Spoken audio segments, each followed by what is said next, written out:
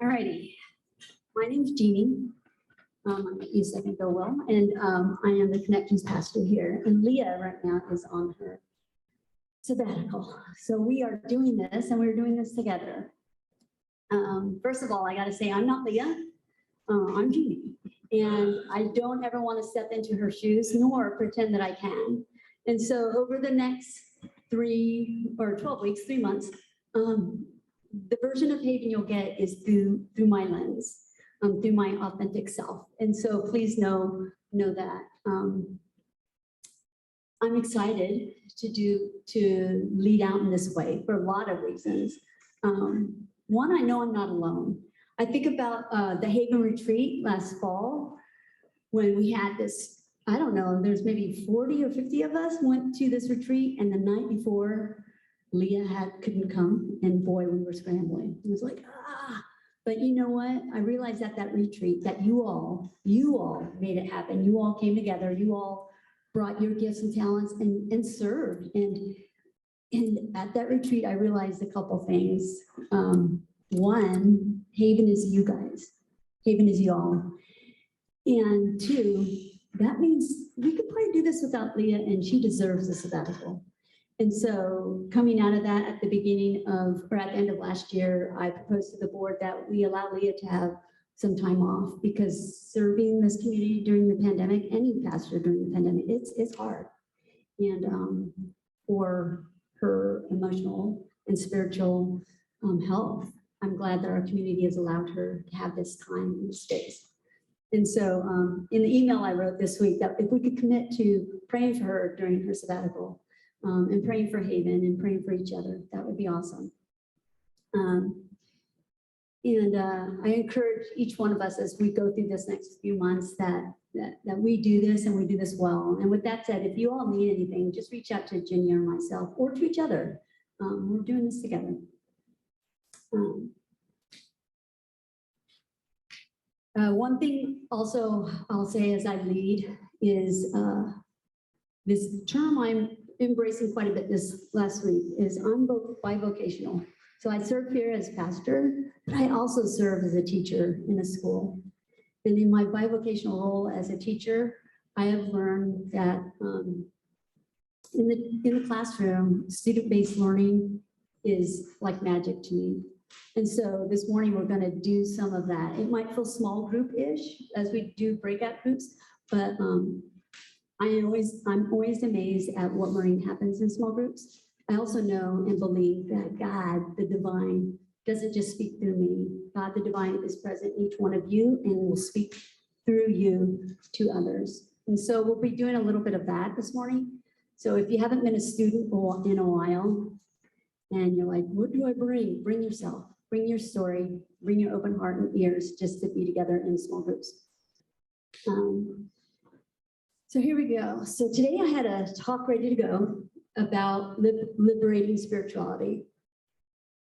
But I woke up this morning feeling that I should approach our time together with a little more sensitivity to what just happened in Buffalo yesterday. Part of what it means to be on the liberation journey is knowing that on this journey, the injustices, hate, and violence will feel too much sometimes, and oh so overwhelming. With another violent act and hate against Black community in Buffalo, New York, it does feel overwhelming. And so I just want to take a moment for us to feel it in any way we need to feel it, and to be present to it in any way we need to be present to it.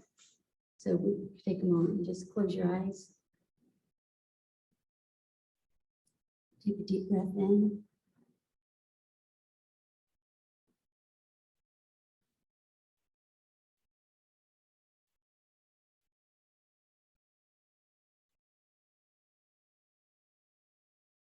And I ask you to feel whatever you need to feel this morning about the injustices and the hate that happened in Buffalo, New York yesterday.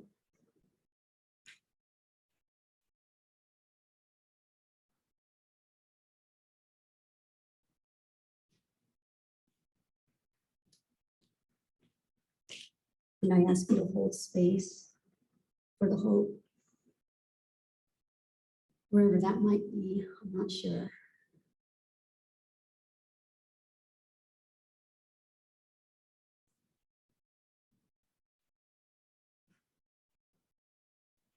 God, as we pause in this moment and we give this time to you, not understanding, not knowing how to make sense of the things that happened yesterday, we just feel. And whatever those feelings are, God, we know they're valid and they're true of us and our story. So we give those feelings to you, and we ask you to come into this space. And if it means bring healing, bring healing. If it means bring anger, bring anger. If it means just a voice of hope, be it that. And if it means joy, be that. So God, we give you this time. In Jesus' name I pray. Amen. So this morning I wanted to share a little bit of what I call my liberation journey. I am not an expert on a liberation journey except my own. And so that is the space I bring this story. In a book called This Your Flesh by Cole Arthur Riley, she writes, Liberating Spirituality. If we have any interest in representing a liberating spirituality, we must adopt a spiritual psyche whose deepest concern is not enlightenment or education, but doing our best at telling the truth. So that's what I'd like to do this morning, tell my truth, my journey, and hopefully we could gain some conversations around that. I have to say my liberation journey, or this journey that I would ever want to call it, started pretty late. In fact, it only started in 2019. And so there's kind of a lot of shame around that I wasn't forthright in understanding some of this stuff. But it was a convergence, I say, of maybe 3 or 4 things that happened all at once during 2019 for me. One was stepping into this space haven, and Leah's preaching her sermons on smashing idols. And what I heard a lot in the Smashing Idols series, but one of the things I heard was, if you're not part of the majority, you're part of the oppressed. And I was like, no. And I was like, no. Because I felt like I grew up with a lot of privilege. I never wore that. And it sat with me, and I didn't want to think about those places that I had been oppressed or felt othered. And then that was one space. And another space was, I started working at Prospect. I think I was already working at Prospect Sierra School. And at Prospect Sierra School, they started using Slack, and one of the person came up to me and says, hey, I'm going to invite you to POC. And I'm like, okay, what's that? And then he, without blinking an eye and with a lot of grace, he just said, oh, it's the people of color Slack. I'm going to invite you to it. I'm like, okay. And in my mind, this is what went through my mind. Person of color, person of color. I'm a person of color. Of course I'm a person of color, because I'm not white. But what does that mean? No one's called me that. What does that mean to wear that label? And so this whole thing of identifying as a person of color, because I guess I just always thought if no one mentions my Asianness, I was, quote, fitting in. But realizing, no, that's not really how that happened. But so that converged. And then as I started wearing this title of what does it mean to be a person of color? What does it mean to sit in spaces that are white? I've never thought about it in those terms. And so I just started doing what I call a racial identity journey, also converging at this time, and started embracing my own family heritage story. It's something I always heard growing up, but it's something I embraced even more over the last 2 years. Part of my story is my mom was incarcerated during World War II in a Japanese internment camp. And like I said, it's something I always heard. But I started getting involved with a group called Student for Solidarity. And this group is a grassroots effort activist group that was started by someone who was incarcerated herself during World War II. And this group does a lot of things, but one of the main things that they started was to protest detention centers. And as part of our heritage as Japanese, being interned and incarcerated, we felt like we had a voice to give to those who are in detention centers. And so I started getting involved with that group and learned what Japanese American meant with the history of incarceration in my family. And some of those labels that I wore and had to deconstruct. So those 3 things converged and just sent me on this journey the last few years of steep learning. And I want to learn, and I will continue to learn and want to learn more. And so a few years ago, I said, I am only going to commit to reading authors, predominantly BIPOC women authors. I realized a lot of my influencers were white men, and I'm like, yeah, let me try doing this. And so I started reading a lot more authors of women. And watch out when you do that; it'll shift and change everything. When you change who influences your voice in your life. And like I said, I became involved with Suited for Solidarity, which I am still involved in to this day, and to do direct actions with Japanese Americans. I've never had a group of Japanese American friends, except for when I was in college for 4 years. And so to me, it's different to be in a group. Last year, I don't know if I shared this with anybody here, but last summer, I got to be involved in a direct action in Texas to protest the detention center in Texas. And I was blown away to do activism with Japanese Americans. Was incredible to see the generations that were there. There was a 90-year-old woman. She's my hero. She's like, I'm a 91-year-old activist. And she was interned she was incarcerated in World War II when she was a young teenager.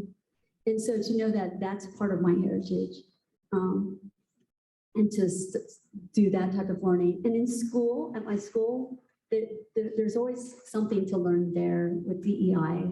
Every summer there's something to read, something to talk about. And so I've learned a lot about that space also.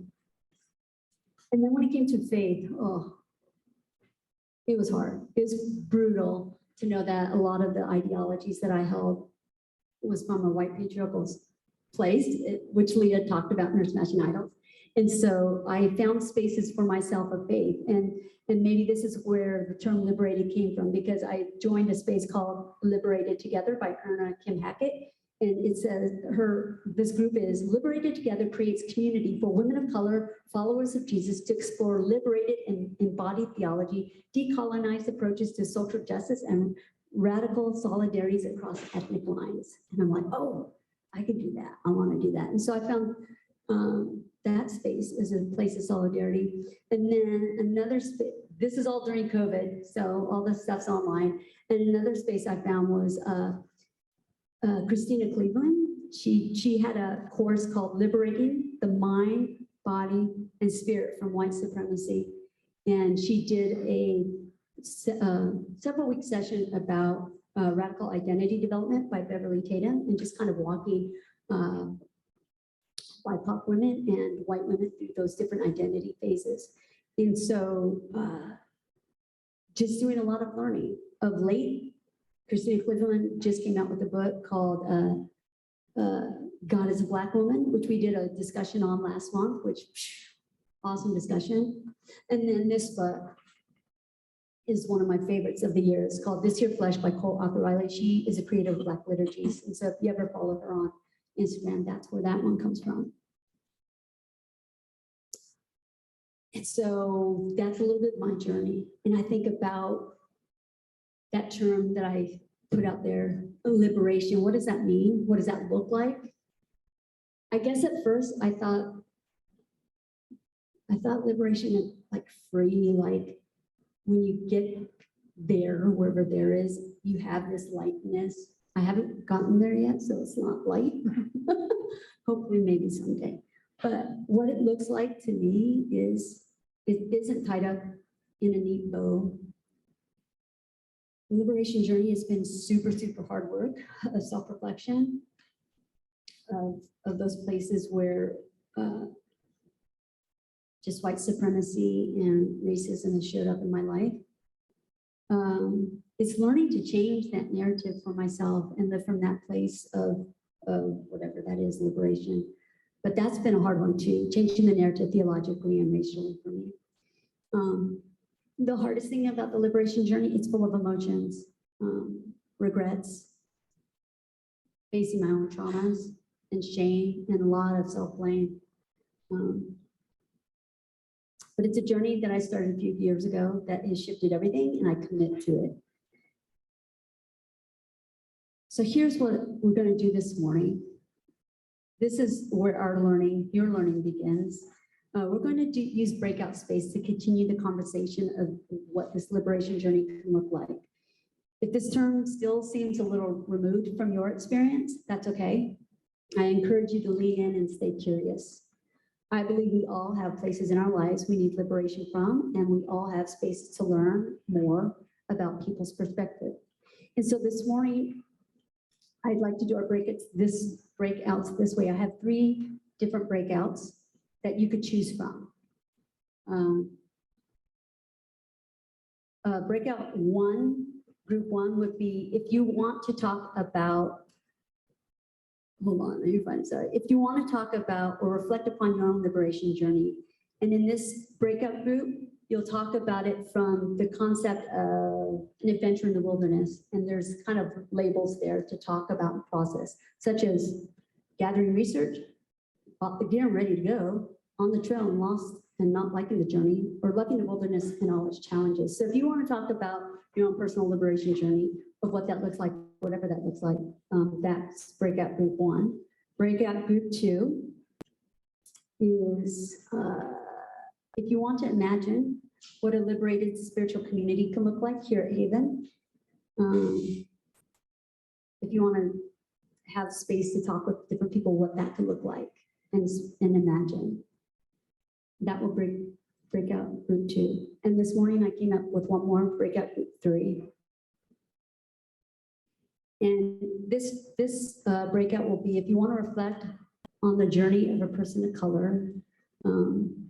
I've taken the title chapters of this, and it's an opportunity for you to just read through these words, to think about it. I know most of you, or I don't know if any of you read this, and I don't think you have to read this book to just sit with these words and know that, wow, this is what her voice is and what she can experience. And so you'll have time to reflect on that. So those on the Zoom, you could all pick one and discuss together, or I'm not sure if you, I left all those on there so they could pick. So if we could have group 1 at that table, group 2 at this table, and group 3, we could just bring chairs over here. And we'll do that for about 20 minutes, and then we'll come back and do a group share. And now when I say group share, if you're doing your own spiritual liberation journey, you don't have to share that, but I want you to share what the experience was like to talk to others about it, if that makes sense, okay? Any questions to give? Let's do like a minute share out, a reflection as we can continue on. Does someone from your group want to give a quick share out?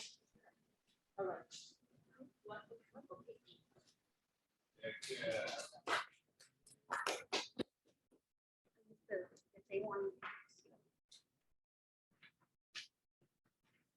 Hello, I was in group 1, the Liberation Journey, and I was in small group with Mari, Uka, Michelle, Josh, Will, April, and myself. And we kind of talked about many different things. We kind of said, what is a liberation journey? Kind of described different things for ourselves. And some folks kind of said that they're on the journey and lost, not so much not liking the journey. So it was helpful to talk. And then we talked about meditation and Buddhism. We talked about liberation journey, about smashing idols. So it's very helpful. Talked a little bit about what is Haven. And so it's hard to summarize, but it was a very enjoyable and helpful time. Thank you for doing that. Someone from that group want to share? Our spiritual imagination group of what Haven could look like. Thank you, Joanna.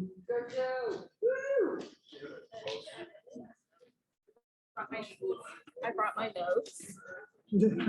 Okay, so I was in group 2 where we were talking about Haven as a liberated space and how that can be a thing, liberated spiritual space. And so that was Tucker, Sylvia, Scott, John, myself, and Jenny. And one of the first things that Jenny, et cetera, noticed is that it was a mostly white group. And we were like, oh, yeah, that's interesting. And how can we really have this discussion when there's like a limited of perspectives? We noticed that the other groups this morning is where most of our members who are people of color like felt more drawn to or excited about or whatever, and wanted to have that conversation, which is beautiful and wonderful. But we were like, we can't really have a full conversation, but with who's here, let's get started. Let's talk about it. And we felt that it was important to notice that. And also we were hoping that there would be more conversations and structures and opportunities to have conversations like this. So many of our members who are people of color would have more space to be able to like, yeah, and I can talk about my own journey, et cetera, and talk about what Haven's doing. Sorry, I'm taking so much time, but so another thing we were like, oh, what does a liberated space even mean?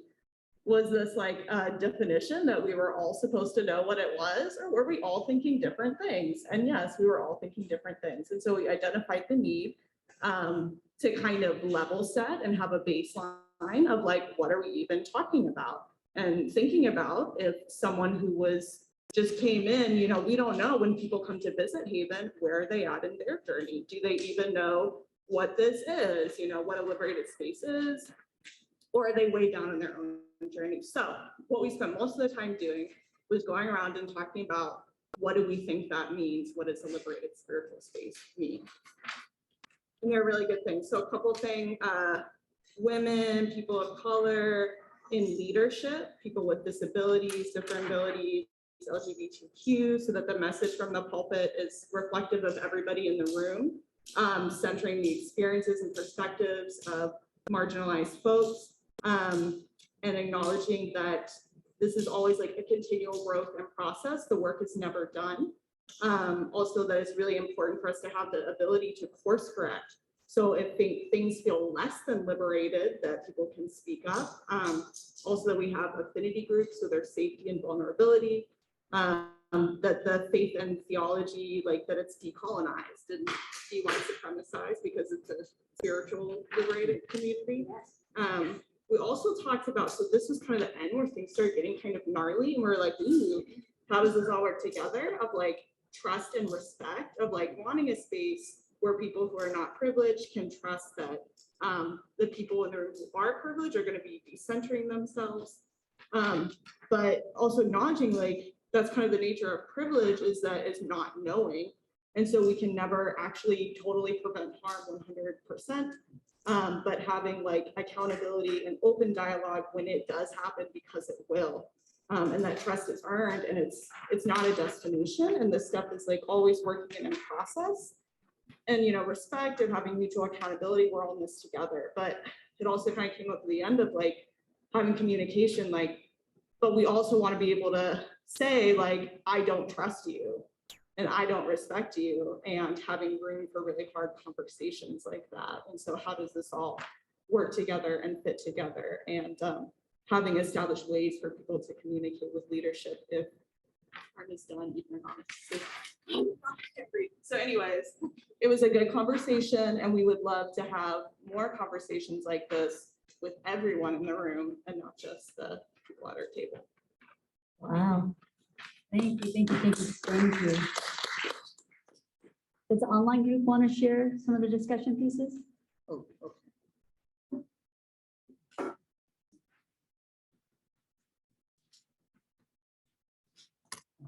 We kind of talked a little bit about everything because we couldn't decide, but mostly about our liberation journeys. And one thing that really stuck out was intersectionality. And I appreciated your testimony today about wanting to speak out for people who are being wrongly interred. We felt that if we're struggling or fighting for liberation in one way, it really helps to look at other people who are struggling in a parallel way, both to learn from them, but also to join with them, and they can join us in our struggle. And so that's really great. We also noticed that we're in very different places of our learning. But I did appreciate the group and the discussion because of the grace that was given, the encouragement given, and that's an important part of the conversation. Thank you, thank you, thank you.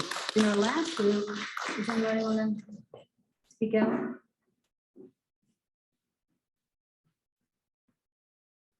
We talked about a lot of things too. I really appreciated something that was said in our group where in terms of liberating spirituality, our spirituality has a lot of limitations, just in terms of like even being binary in many different ways. Like the idea of divinity, the idea of just darkness of light, human, God. That was just a really eye-opening conversation for me in terms of limiting our spirituality. Yeah, and that last group was supposed to read a list. We didn't read the list to know that some of the adjectives. Actually, I'll bring that list so y'all can have it. Some of the adjectives of experience of co-author Riley, a Black woman author, but we had, even better, we had Deborah share a lot of her experiences, and it's an honor to always bear witness to your journey, Deborah. So thank you for sharing. Oh, always. No, just really quick. Always. I just wanted to point out that the third group was the group that Jeannie said was a space for folks who wanted to talk about experiences of people of color. And the only people who showed up there were people of color. So I just think that's something for you all to notice. Thank you, Deborah. Thank you. Deborah. No, not at all. And so, like I said, I'll give you this list. Oh, actually, let me read it real quickly. These are the titles of her chapters, and this is experience of co-author Riley. And if any of these words inspire you to read her book, and this is from her experience. She has a chapter on dignity,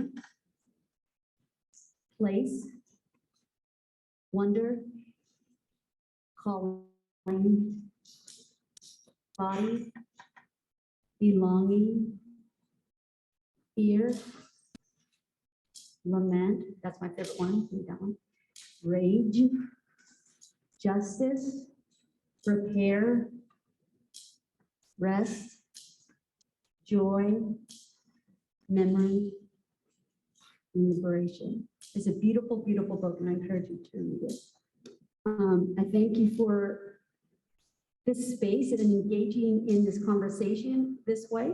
I know it's a lot different than we have, but hopefully you all have learned and gained a lot of information and like Joanna said, a beginning place to start having more conversations about this. We're going to move into a time of worship. Jenny and Keith will come forward.